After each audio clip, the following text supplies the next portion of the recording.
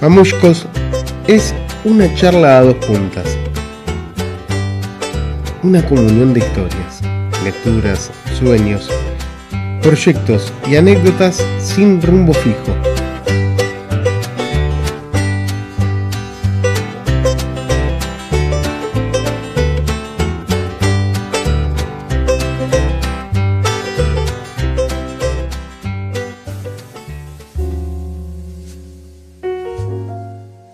Episodio número 19 de Mamushkos. En Buenos Aires es una noche lluviosa, ideal para charlar. Y del otro lado está Pancho en Boston. Buenas noches, Fer, ¿cómo están? ¿Cómo están todos? Por acá también es una noche lluviosa, ¿eh? Recién saqué a mi perro a hacer la última caminata de la noche y como buen perro no quería caminar y se echó la última meada ahí en la esquina de la casa. Como buen ¿Quién perro se quiere burgués. mojar, no? Sí, sí. ¿Cómo anda eso? Bien, che, contento que tenemos una pausa, ¿no? Que Mamushkos, después de unos meses muy buenos, pero agitados también de entrevistas, de charlas. Y nada, siempre disfruto la charla con vos, Fer, así que buenísimo tener este espacio de charla hoy. Sí, tenemos que decir que tuvimos la fortuna de conseguir varias notas y que también mucha gente tenga ganas de hablar con nosotros. Sí, se fue dando. Primero con Freddy, el autor de la novela La Casa de la Orilla, que estuvo ahora en la Feria del Libro. Y después con Jimena Repeto, directora de la película Te prometo una larga amistad. Los últimos dos programas buenísimos, ¿no? Hay mucho cine, mucha literatura. Sí, buenísimo. Y bueno, también que se sumó Emiliano Angelicé en la columna de cine, así que cada vez que tenemos un tema de cine, está buenísimo el aporte de él también, ¿no? Bueno, sí, quizás estaría bueno hablar de él, con él, del Eternauta. Ah, estaría buenísimo. Estaría buenísimo. Y también algo que estaba pensando, Fer, es hablar del documental que él hizo. Hace varios años él hizo un documental que está en cine.ar, que es sobre un intelectual argentino, Correas, y está muy bueno el documental, es muy interesante. Estaría interesante hacer un programa sobre ese documental con él en algún momento. Y Interesante. bueno, el Eternauta sí, el Eternauta está ahora en boga por la cuestión de la serie, ¿no? Exactamente. Que estuve viendo varios capítulos ya, así que tengo para comentar, pero bueno, mejor lo dejamos para charlarlo más mejor con Emiliano. Dale, yo solamente vi el primer capítulo, pero algo que te quería preguntar, Fer, porque vos leíste la historieta, yo no la leí. Una historieta escrita en el año 50 y pico, ¿no? Sí, salió en el 56, 57 por ahí. 56 después del golpe a Perón, del bombardeo a Plaza de Mayo, y parece Exactamente. que esos hechos históricos llevaron a Osterheld a escribir esta historieta, ¿no? Y se dice de esa manera. La historia que cuentan, bueno, es bastante diferente a la historieta original, pero bueno, se entiende desde otra época, ¿no? También la serie como una oportunidad también en cuanto a la búsqueda de derechos humanos de los nietos desaparecidos, ¿no? De Sí, Osterheld desapareció casi toda la familia, ¿no? sí, Los secuestraron y desaparecieron, ¿no? las cuatro hijas, dos yernos y dos de las hijas están embarazadas. Y están buscando a nietos, ¿no? Y Están buscando esos dos nietos de esas dos hijas. Muy impresionante la historia terrible. de Oesterheld. Así que, si bien tengo cosas para decir muy buenas y algunas no tan buenas de la serie, pero lo más importante en este momento me parece que es que esté flameando la bandera de Argentina y de Oesterheld en todo el mundo gracias a la superproducción del Eternauta. Sí, sí, y ojalá que la promoción de esta serie llegue también a concientizar sobre los derechos humanos, ¿no? Y el apoyo solidario, ¿no? Y bueno, la búsqueda de los nietos desaparecidos, ¿no? Ojalá que eso ayude para eso también, ¿no? Exactamente, exactamente. Mamushkos. He estado con algunas lecturas dispersas sin poder terminar casi ningún libro. Terminé algunos. Leí La Vegetariana, el libro de la última ganadora del premio Nobel. No, diría que no es una novela que me gustó demasiado. Me pareció, no sé si los títulos uno no sabe al final si los elige el autor o la editorial, no, o el editor. No me parece el título más acertado para la novela, pero la novela en sí tiene partes muy brillantes, pero la novela en sí tiene un tono que a mí no me convence. No sé si, creo que en estas novelas escritas en lengua original, en este caso el coreano, yo creo que se pierde mucho en la traducción, que es algo a tener muy en cuenta en novelas traducidas, que se pierde mucho en la traducción y no sé si es algo de la traducción, pero no me logró cautivar, salvo en ciertas partes, ¿no? La parte del nudo de la novela me parece que sí es muy interesante. Pero me dieron ganas de leer otros libros de la autora, para ver si un poco logro cambiar mi opinión, ¿no?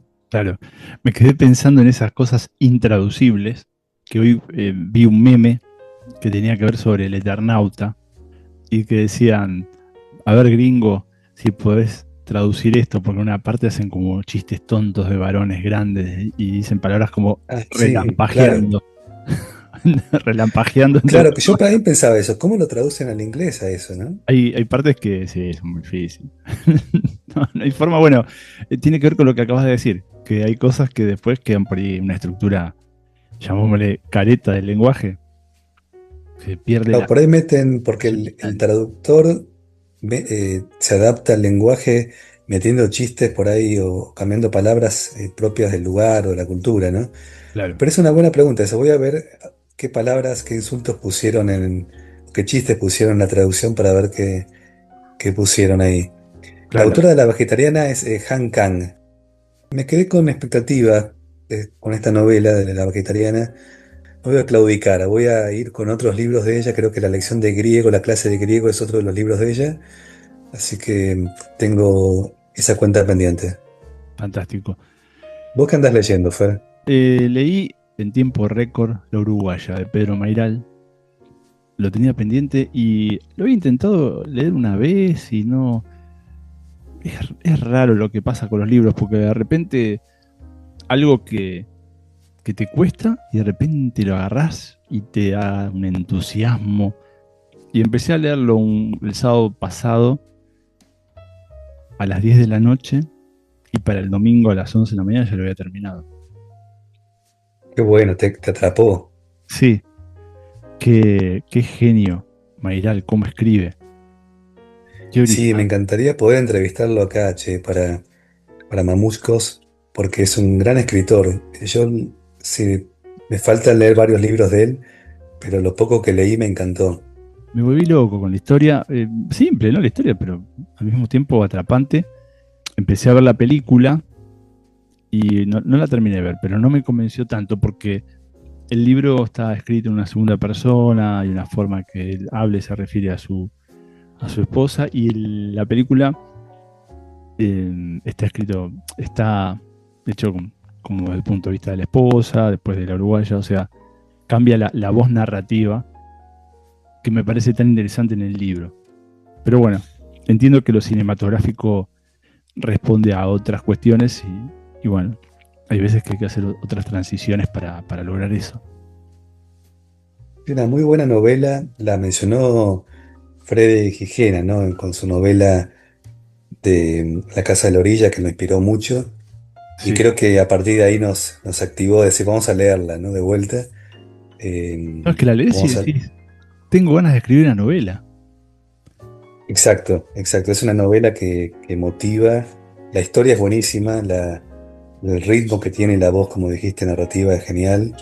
Y es breve, ¿no? Y eso es un logro, ¿no? Es fácil escribir una novela breve, me parece. Sí, sí, es breve, es profunda, habla a una generación o a una época de la vida, entre los que estamos transitando los 40 aún, este, habla de esa generación y me parece muy acertado toda la temática que transita. Y está ese tema de los 40, ¿no? que ya lo venimos pensando, Exacto. quizás da para otra charla, pero hay una crisis ahí, ¿no? Casi como no está nada garantizado, pero es casi como la mitad de la vida, ¿no? Si podemos pensar un promedio de 80 ahora, Sí, sí, sí. un punto de inflexión. Sí, sí, yo estoy pensando en decir algo y viste ahí cuando empieza a dar vuelta, pero Y hay replanteo, no sé, sí. y empieza a pasar, me parece que empezás a tener conciencia de la finitud y también de que por ahí lo que no hiciste ya no lo vas a hacer. No digo que sea así, sino que digo que te empieza a pasar por la cabeza eso. Y de aceptación, de hay cosas que no vas que no vas a llegar y hay cosas que por ahí sí, que decís, bueno, quiero llegar a hacer esto, ¿no? Y quiero llegar a aprender esto, ¿no? A tener esta Eso, experiencia, ¿no? Y por eso muchos dan el volantazo también, sí, en todo sentido. es una edad crucial, ¿no? Me parece que sí, y me parece que la novela uruguaya, al igual que La casa de la orilla de Frei Gijena, nos vienen a hablar un poco de eso. Che, Feri, te iba a preguntar, hablamos un poquito de lo que estamos escribiendo también y escuché por ahí que tenés un texto para leer hoy. Sí, tenemos No sé textos si querés, me gustaría sorpresa. escuchar el texto y si querés a partir de ahí hablamos, a partir de tu texto, Vamos a leer el texto, ¿te parece? Ahí vamos. Ahí vamos. dale.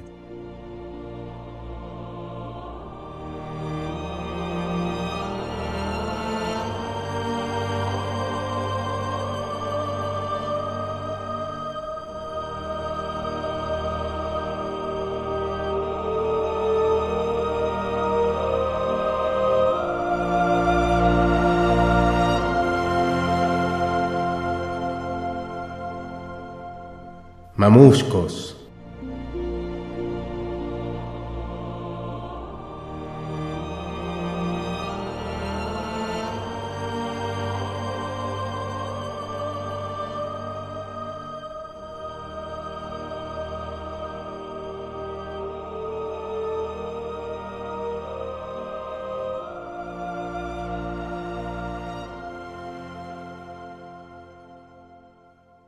A Moncho. Tengo la suerte de trabajar con animales desde hace 30 años. Y si algo aprendí de estar con ellos, es que son, entre otras cosas, un gran puente social. A lo largo de los años, me detuve a hablar de perros con la gente más diversa, desde Bernardo Neustadt a Horacio Guaraní, desde el encargado de un edificio lujoso a la persona que vive en la calle y que solo tiene un perro que lo acompaña. Siempre digo que lo único que nos permite comunicarnos con cualquiera, sea rico o pobre, es el amor y la pasión por el fútbol y los animales. ¿Alguien se imagina un mundo sin ellos? Sin ese perro entrometido, el que te revisa la basura, el que te saluda al llegar, el que se banca tu mal humor en los días pesados, o ese gato con que su indiferencia te hace ser más atento con él, o quizás con su ronroneo te hace olvidar las penurias cotidianas. Sin ellos nada sería igual. Miles de animalitos, sean de compañía o los que andan sueltos por la ciudad como palomas o cotorras, son el descompresor social general. No hace falta tener un animalito en casa para disfrutarlos. En Buenos Aires basta salir a la calle para tocarle la cabeza a algún caniche desprevenido. Hace pocos días perdí a mi gran compañero. La partida de una mascota, animal de compañía o como prefieras llamarle, es, sin dudas, una de las peores cosas que te pueden pasar. Comparable solamente, y perdónenme los que se sientan mal con esta definición, con la pérdida de un hijo.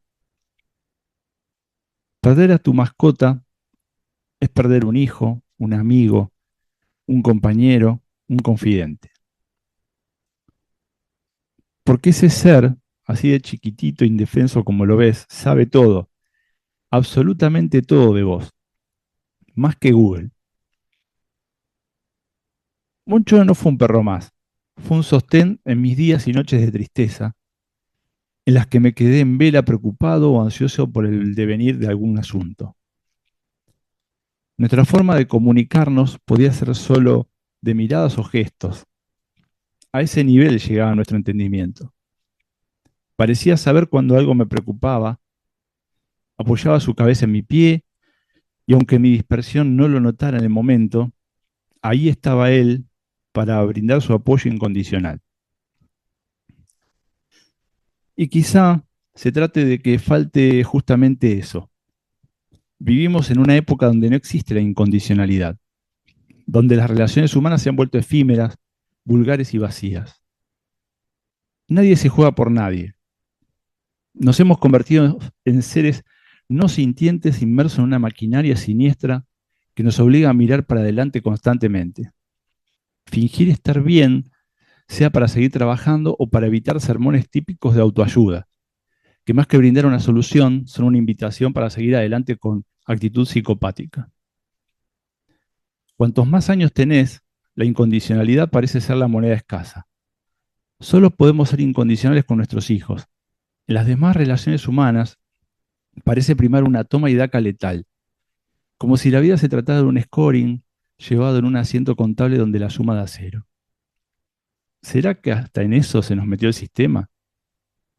Por eso son importantes nuestros animales, para mostrarnos que se puede tener un amor inmenso sin esperar nada a cambio, o que ese cambio signifique un gesto, una pequeña muesca, un beso en la cabeza de esos que damos sin pensar. Con Moncho viví el paso de sus años y los míos, ver envejecernos mutuamente, algunas canas más en ambos, algunos pelos menos también. Sinceramente daría cualquier cosa por tenerlo un ratito. Tocarle la orejita marrón que la tenía helada en invierno. Verlo al amanecer al lado de mi cama, o esa mirada que nos cruzábamos en medio de la madrugada cuando me despertaba y él levantaba la cabeza para ver si estaba todo bien. Extraño cuando movía las llaves y se preparaba con toda ilusión del mundo para ver si era parte de la salida. Extraño su pedido de comida en la cena, darme vuelta en cualquier momento en mi oficina y verlo durmiendo o debajo de mis pies. Su alegría al regresar a casa, sus saltos de joven, sus tardes de plaza. ¿Cómo un ser tan pequeño puede dejar un vacío tan enorme? Realmente no sé si hay algo más después de la muerte. Y menos podría saber cómo se entiende en el mundo animal. Pero siempre tengo la esperanza de que vuelvan los que se fueron o que estén esperándonos por ahí cuando sea nuestra hora. Si hay algo parecido al paraíso, debería ser un lugar donde no falten empanadas, unos buenos tangos y esté repleto de animales. Así prefiero pensarlo y así espero que sea para cuando me toque. Ruego a Dios que, si llega el momento, me encuentre con Moncho, Ana y volvamos a dar nuestros paseos, a compartir bizcochitos y lamidas pegajosas en la plaza.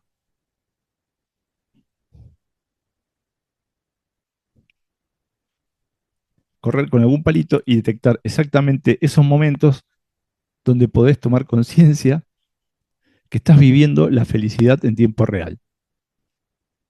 Ojalá volvamos a vernos, amigos.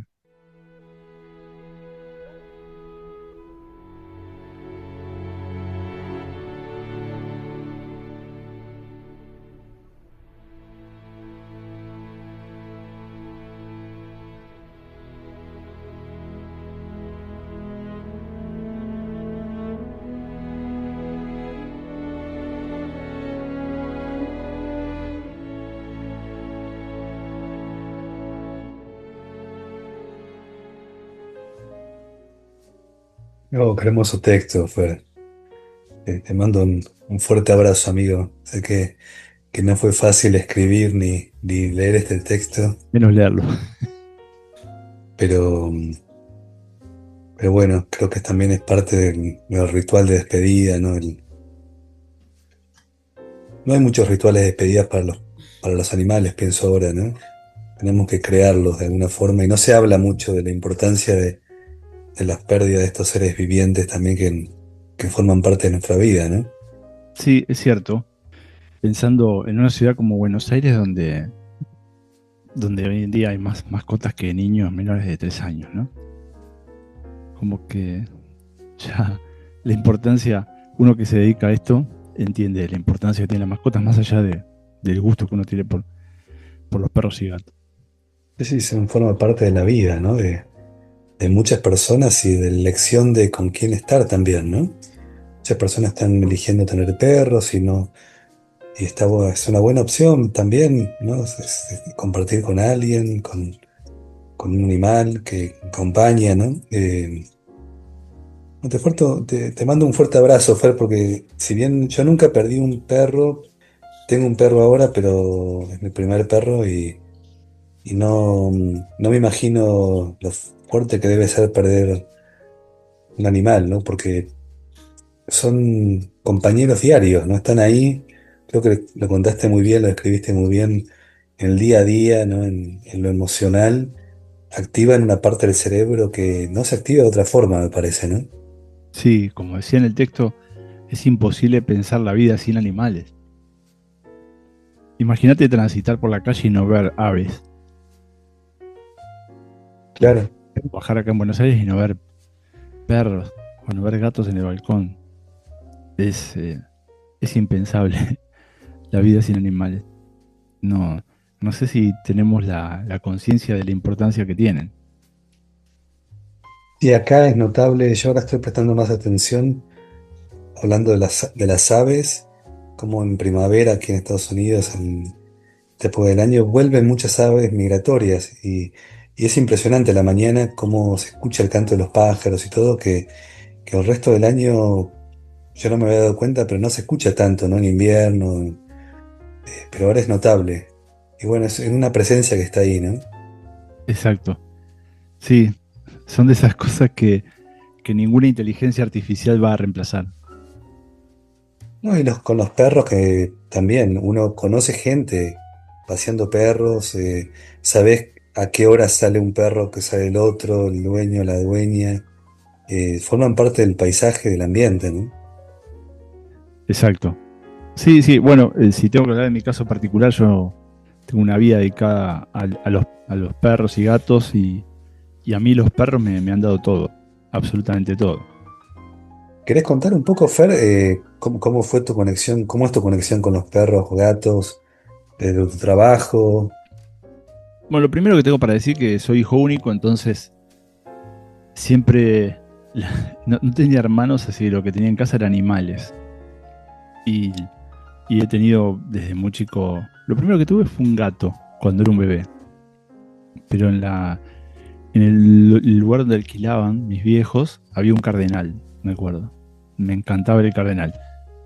Después cuando llego a mi casa en el barrio, allá en La Ferrere, ahí empiezo a tener perros, gatos, gatos vecinos, empiezo a tener gallinas, patos, codornices, tortugas, lechuza, peces, etcétera, etcétera, etcétera. De todo tuviste, ¿no? Y entonces, bueno, ahí como me acostumbré a vivir con animales, ¿no? Tuve un proceso de... Después, por esas casualidades de la vida, hace 30 años empecé a trabajar en una veterinaria, lo que me fue conectando y que me ocupaba de los animales aparte, ¿no? La veterinaria, que eran peces, que eran pájaros, que eran cobayos, que eran hámster, ratas de laboratorio, iguanas, perros, gatos, bueno, un poco de todo.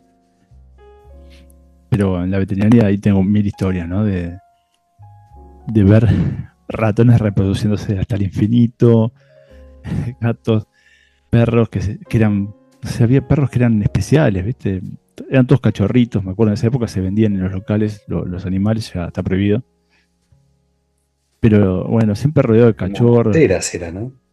sí era así antes, sí. Uno no se da cuenta, pero es hermoso trabajar con animales. Después está la otra parte que es la humana, ¿no? Que es difícil a veces, pero es hermoso. Y la vida me fue llevando por ese lado de los animales y empecé a tener amigos relacionados con animales, ¿no? Pasear perros. empecé a tener amistades, bueno, mi pareja, pero hoy en día tengo un grupo de amigos que tiene que ver con los animales. Claro, hay un idioma que maneja la persona que tiene una compañía animal en la casa, ¿no? Una forma donde no te importa tener pelos encima o medio desordenado todo. Sí, te flexibilizás, ¿no? Fer, Claro. ¿cómo llegó Moncho a tu vida? Bueno, era de mi esposa. Ajá. Yo tenía a Ana, que falleció hace poco más de un año, y era muy cachorrita, tenía un año y medio en ese momento. Y a Moncho lo conocí con 10 meses, la primera vez que lo vi, y lo empecé a pasear. Y conectamos enseguida. Y no tardó ya en transformarse en mío de alguna manera. Y ahí siguió la historia por 16 años. Y bueno, mil historias, ¿no? También de viajes, de situaciones peligrosas, etcétera, etcétera. Pero bueno, siempre lo digo eso, ¿no? Que los perros me dieron absolutamente todo. No generan otra cosa que no sea amor, cariño, gratitud. Así que eternamente agradecido a los perros en general y a Moncho, donde quiera que esté. Bueno, gracias por compartir ese texto y también parte de tu vida, Fer, con tu vínculo con Moncho, ¿no? Creo que los que nos estén escuchando, que tengan una mascota, un perro, un gato, lo que sea, van a poder también conectarse con esta parte tuya, ¿no? Sí, yo creo que sí. El que tiene un animal en la casa lo sabe y lo llora.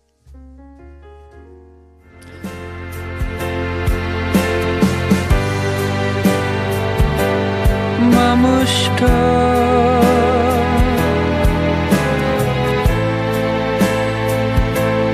mamushka.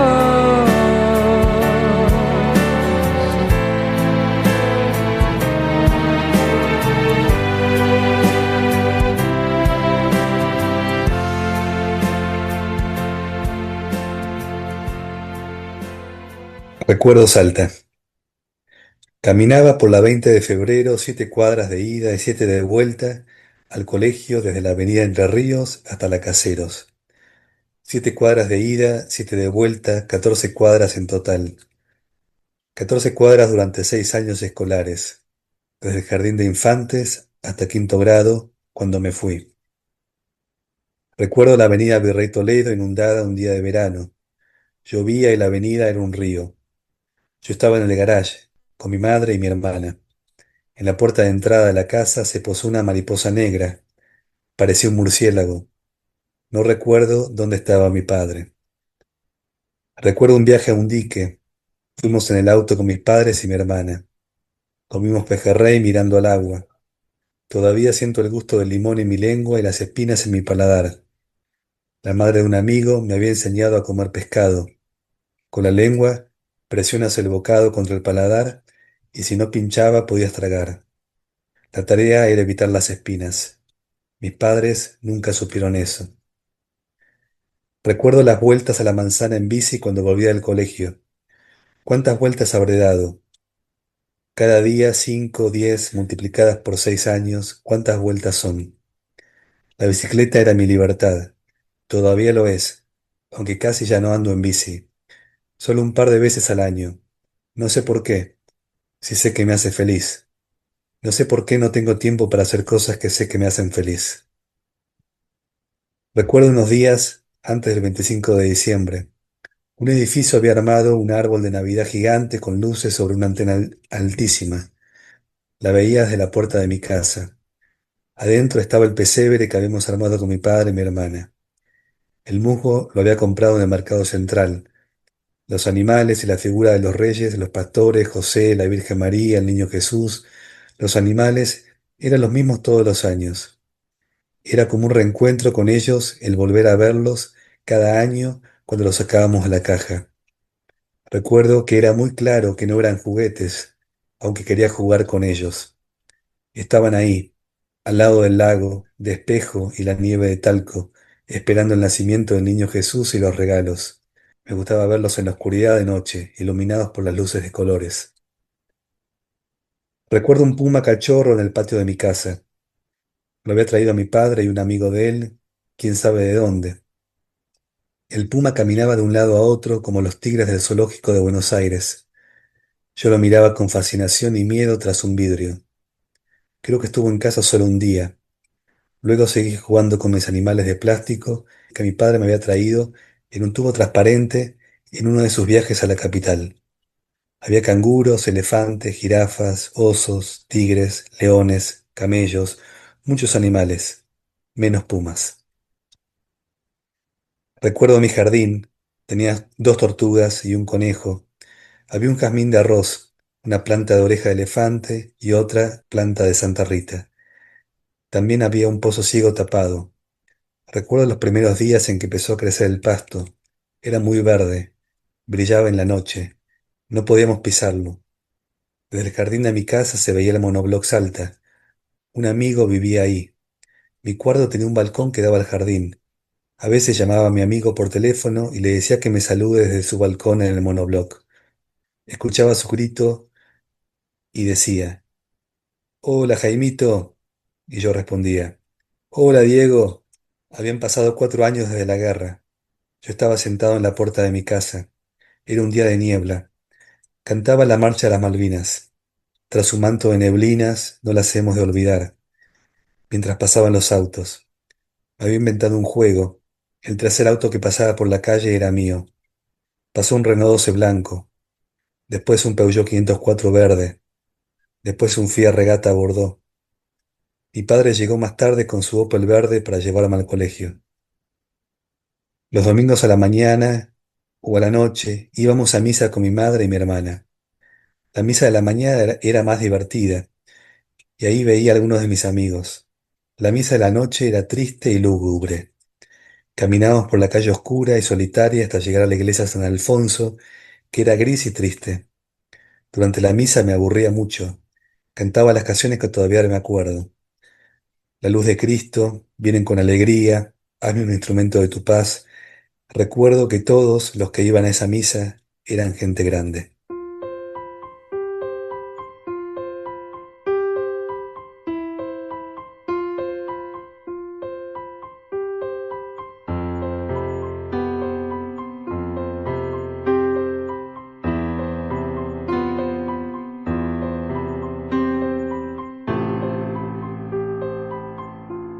Mamuscos.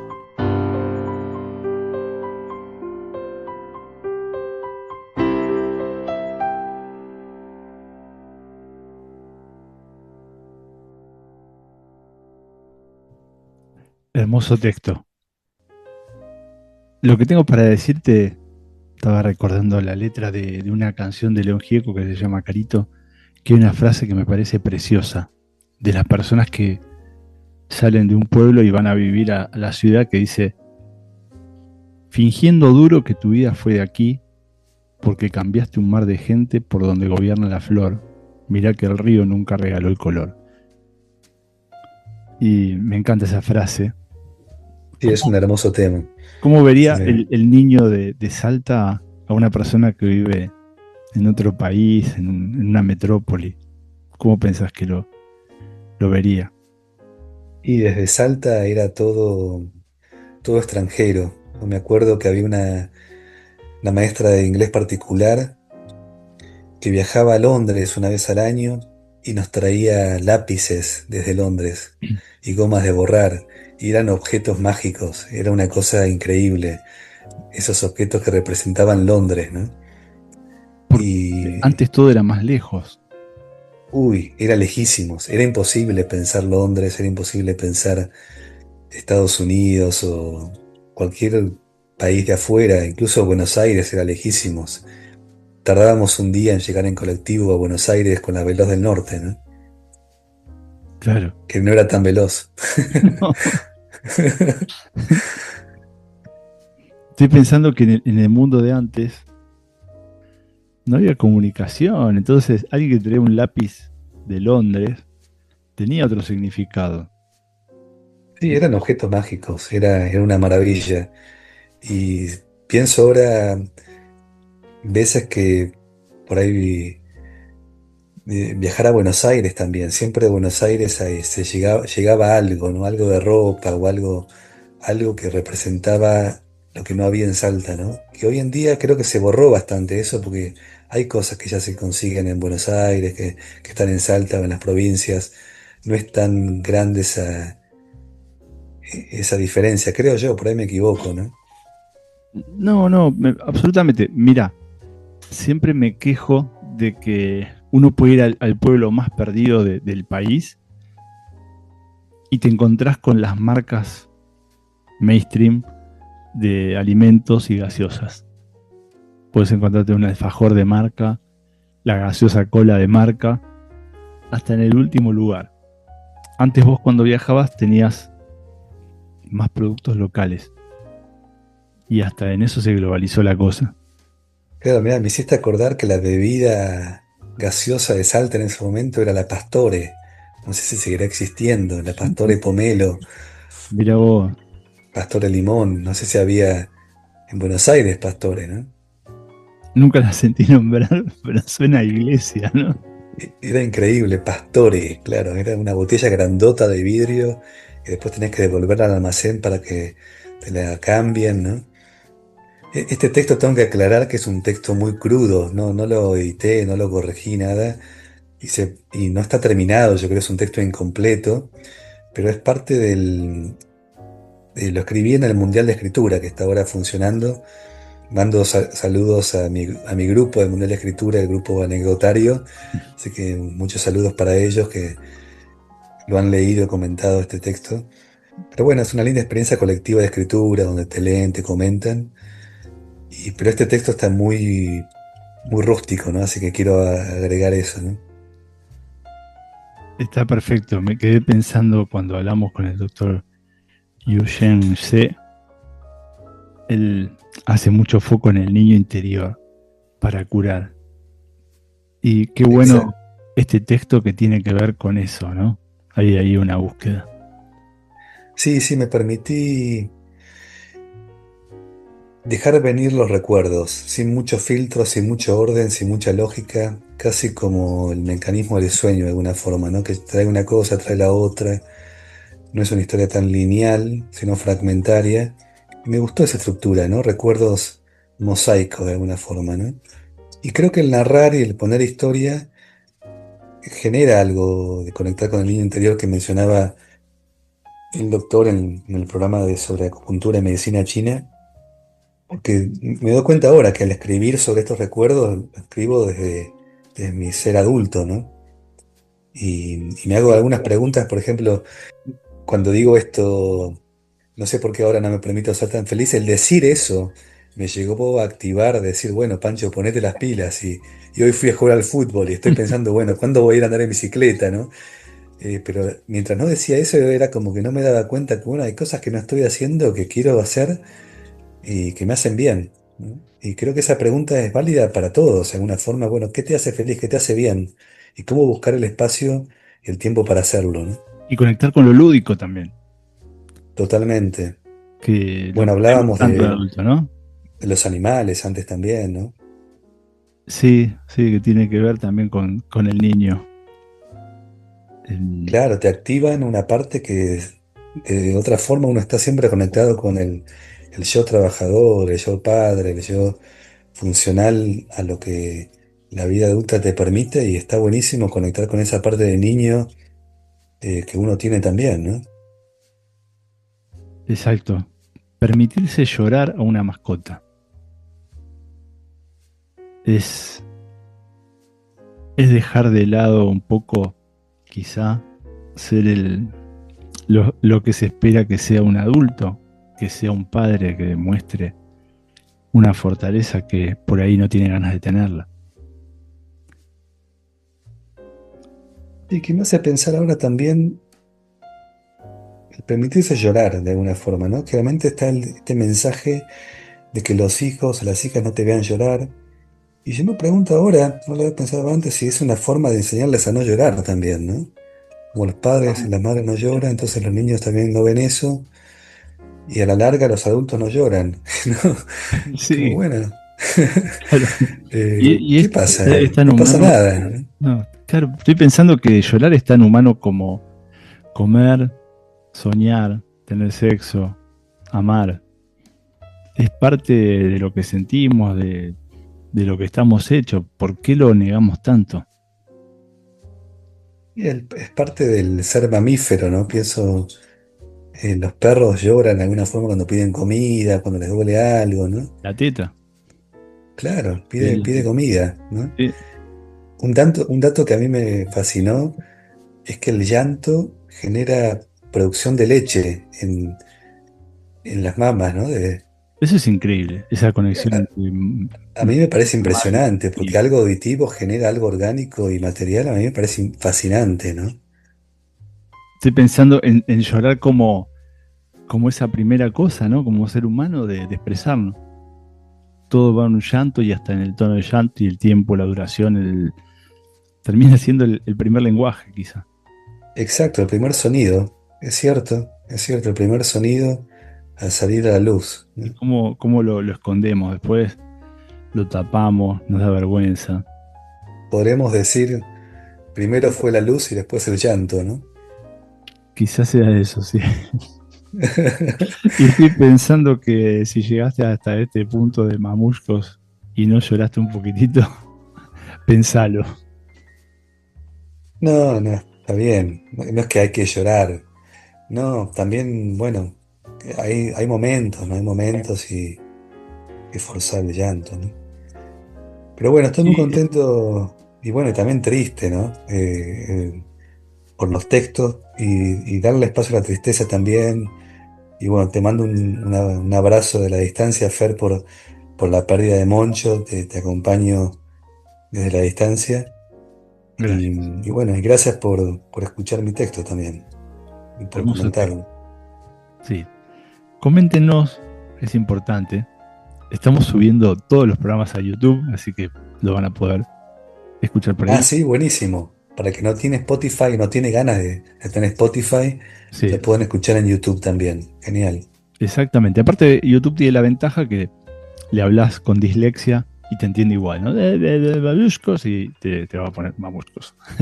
Esa es la diferencia de Buenísimo. Spotify que le tenés que poner. Bueno, y Spotify cuesta también, ¿no? Porque para escuchar sin publicidad y todo hay que pagar, así que también saber que no todo el mundo puede pagar eso y está buenísimo que esté en YouTube también, ¿no? Sí, YouTube te pone por ahí una publicidad de crema hemorroidal en el medio, pero bueno, le pones omitir, ahí donde dice omitir, Y y bueno, nunca sigues viene escuchando. mal. Y por ahí no. ¿Qué sabes? ¿Viste? Por ahí necesitas una crema. Y sí, en Salta venden muchos picantes, ¿no? También tengo En entendido. Salta es más andino, o sea, hay más picante.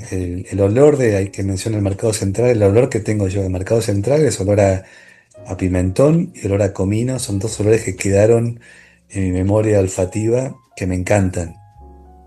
Sí, más picante que en Buenos Aires. Buenos Aires se come muy poco picante comparado con el resto de Latinoamérica. Claro.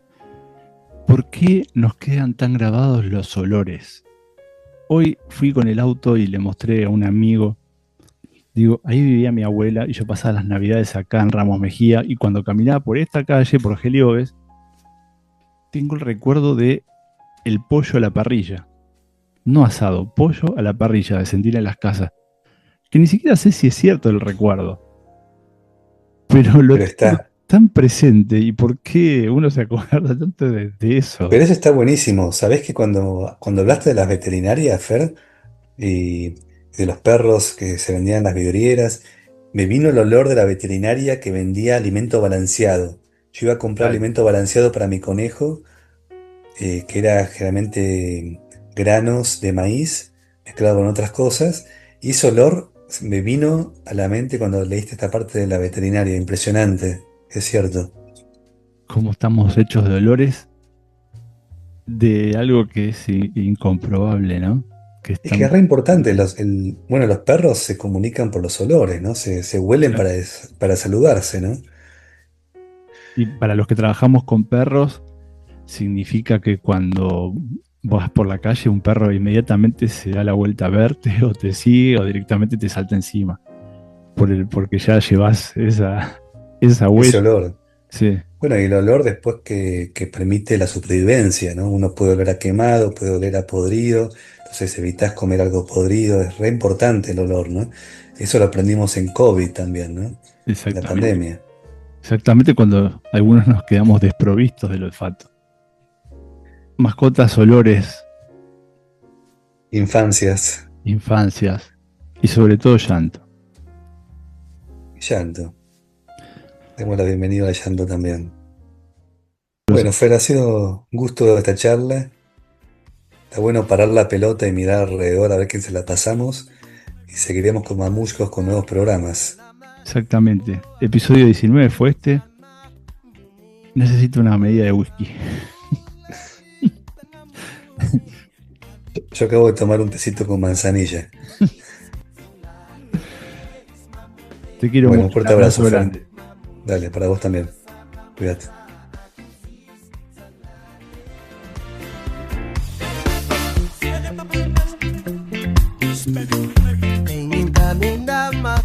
Mamushkos es un podcast producido, editado e ideado con mucho amor por Pancho Matorras y Fernando Pérez Juárez. En la locución, Ignacio Garabuzo. Mamushko sama